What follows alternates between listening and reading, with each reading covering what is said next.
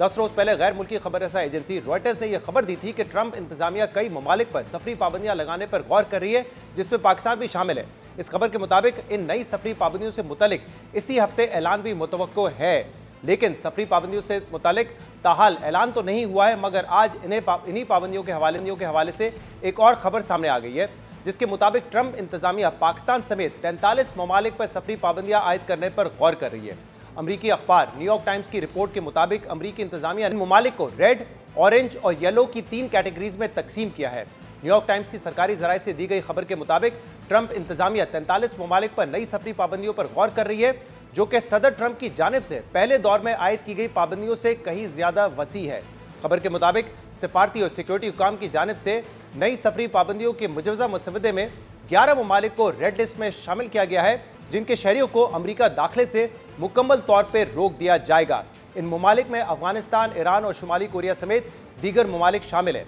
इसी तरह इस मसवदे में 10 ममालिक पर मुश्तमिल ऑरेंज लिस्ट भी तजवीज़ की गई है, जिसमें पाकिस्तान, रूस और तुर्कमेनिस्तान समेत 10 ममालिक को शामिल किया गया है। इस लिस्ट में शामिल ममालिक के शहरियों पर सफरी पाबंदी तो आयद की जाएगी, लेकिन मुकम्मल तौर पर दाखिला बंद नहीं किया जाएगा। इन ममालिक के कारोबारी अफराद को दाखिले की इजाज़त होगी, लेकिन सयाहती या इमिग्रेंट्स वीज़ा पर सफ़र करने वालों को अमरीका सफ़र करने की इजाज़त नहीं दी जाएगी। इस फहरिस्त में शामिल ममालिक के शहरियों को वीज़ा हासिल करने के लिए इन पर्सन इंटरव्यू लेना भी लाजिम होगा।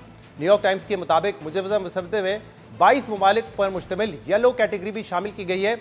इस फहरिस्त में कंबोडिया, कॉन्गो, जिम्बाब्वे और माली समेत दीगर ममालिक शामिल किए गए हैं।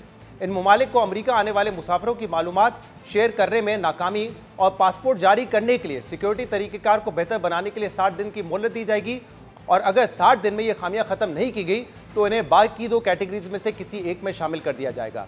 अहम बात यह कि ये फहरिस्त कई हफ्ते पहले महकमा खारजा की जानिब से तैयार की गई थी, और न्यूयॉर्क टाइम्स के मुताबिक व्हाइट हाउस पहुँचने पर इसमें तब्दीलियाँ हो सकती हैं। यानी सफरी पाबंदियों के लिए मुजवजा फहरिस्त ताहाल हतमी नहीं है, और इसीलिए पाकिस्तान को जिस कैटेगरी में रखा गया है उसमें भी तब्दीली हो सकती है।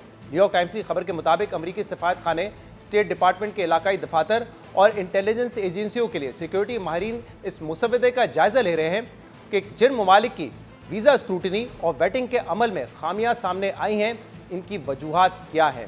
अहम बात यह कि अमरीकी सदर डोनाल्ड ट्रंप ने 20 जनवरी को सदारती ओहदा संभालते ही एक एग्जीक्यूटिव ऑर्डर जारी करते हुए 2 माह के अंदर महकमा खारजा को उन ममालिक की निशानदेही करने का हुक्म दिया था जिनके लिए वीज़ा की छानबीन और स्क्रीनिंग की नाकिस तरीक़ेकार की वजह से सफरी पाबंदियां आयद की जाएं, और ये डेडलाइन 21 मार्च को ख़त्म हो रही है।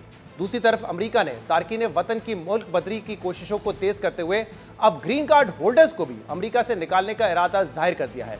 इस हवाले से अमरीकी नायब सदर जेडी वेंस ने गुज़िश्ता रात एक इंटरव्यू में कहा है कि ग्रीन कार्ड होल्डर्स को अमरीका में मुस्तकिल रहाइश का हक हासिल नहीं है। अमरीकी टीवी को इंटरव्यू में नायब सदर ने कहा है कि ग्रीन कार्ड होल्डर्स अमरीकी शहरियों जैसे हकूक के मालिक नहीं है, और आने वाले दिनों में मजीद मुल्क बदरियां हो सकती हैं। Or a green card holder, even if I might like that green card holder, doesn't have an indefinite right to be in the United States of America, right? American citizens have different rights from people who have green cards, from people who have student visas. And so my attitude on this is, this is not fundamentally about free speech. And to me, yes, it's about national security, but it's also more importantly about who do we, as an American public, decide gets to join our national community? And if the Secretary of State and the President decide this person shouldn't be in America and they have no legal right to stay here, it's as simple as that. I think we'll certainly see some people who get deported on student visas if we determine that it's not in the best interest of the United States to have them in our country. So yeah, I don't know how high that number is going to be, but you're going to see more people. तो America के नायब सदर JD Vance अब बात कर रहे थे कि जो ग्रीन कार्ड होल्डर्स हैं उनको भी मुल्क बदर किया जा सकता है।